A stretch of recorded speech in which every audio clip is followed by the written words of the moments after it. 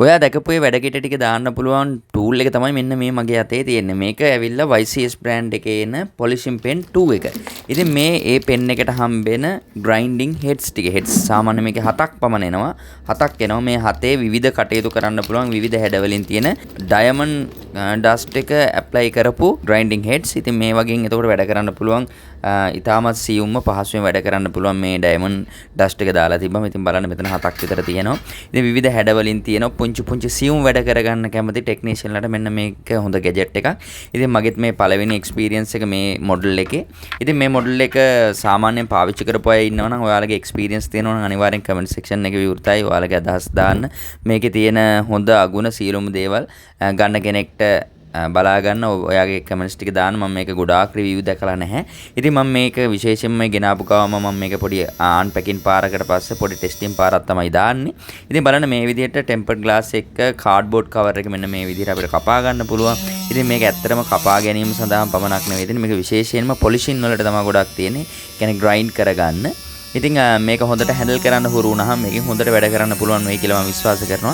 හැබැයි මම ඊට වඩා ලොකු එකක් තමයි බලාපොරොත්තු වෙන්නේ. ඉතින් මේක නම් ඉතාමත් සියුම් පුංචි ටූල් එකක්. හැබැයි හසුරවන්න නම් හරි පහසුයි. මේකේ තියෙන තවත් විශේෂ කාරණාව තමයි මේකේ තියෙනවා ඕවර්ලෝඩ් ප්‍රොටෙක්ෂන් එක තියෙනවා.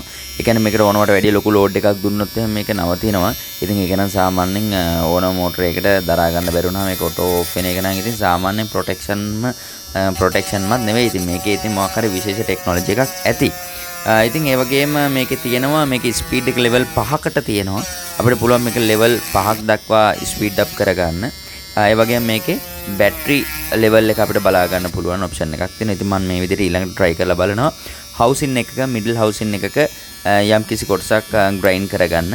ඉතින් හොඳට ග්‍රයින්ඩ් වෙනවා. කිසිම ගැටලුවක් නැහැ. හැබැයි මේක බරපන්තියෙම ග්‍රයින්ඩ් වෙලා යන්නේ නැහැ. පොලිෂ් වෙලා යන්නේ නැහැ. ඊටාම සියුම් ෂාප් විදිහට තමයි මේක වෙන්නේ. ඉතින් ඒක ඇත්තටම පුංචි වැඩක් සියුම් තැනක කරන්න නම් ඇත්තටම මේක ගොඩාක් වටිනවා.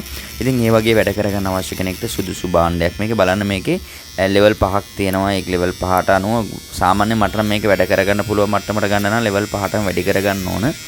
ලෙවල් 1 2 වල නම් ඉතින් කළ හැකි දෙයක් නැහැ කියලා තමයි මට හිතෙන්නේ. ඒක සාමාන්‍යයෙන් මොන වගේ අවස්ථාවල දාගන්න වෙයිද දන්නේ නැහැ. සාමාන්‍ය සියුම්ම වැඩේ කරන්න ඕන වුණොත් එහෙම හිමීටම කරන්න වුණොත් එකට දෙකට වගේ දාලා කරන්න වෙයි. හැබැයි ලෙවල් 1 2 වල නම් ලොකුවට ග්‍රයින්ඩ් වෙන්නේ නැහැ.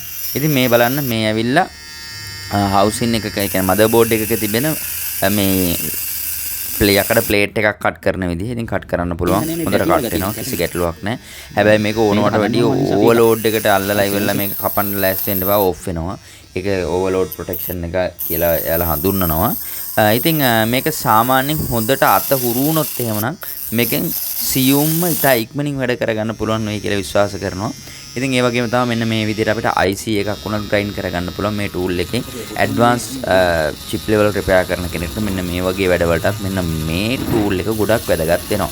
ඉතින් බලන්න මේකේ IC එකක් අපිට පුළුවන් මෙන්න මේ විදිහට සියුම්ම ගා ගන්න. මේ පොඩි වීඩියෝ ක්ලිප් එකකින් ඔයාලට මොන හරි අදහසක් මේ YCS ටූල් එක ගැන ගන්න පුළුවන් වෙන්නේ නැති කියලා මම විශ්වාස කරනවා. එහෙනම් ගිහලා එන තවත් වීඩියෝ එකකින් ලයික් කරලා කමෙන්ට් කරලා ෆලෝ කරලා තියාගන්න.